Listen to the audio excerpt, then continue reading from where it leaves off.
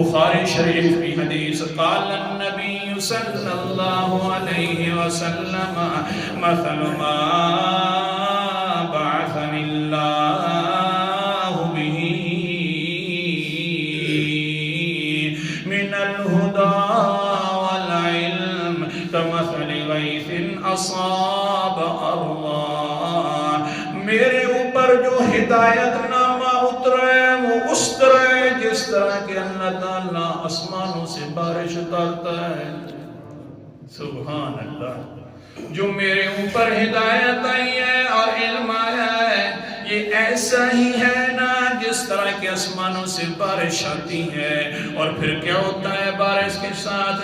قال النبی صلی اللہ علیہ وسلم كانت منها طیبۃ طائفۃ طيبة قبلت الماء فأنبتت الأكل والقتل الكثير۔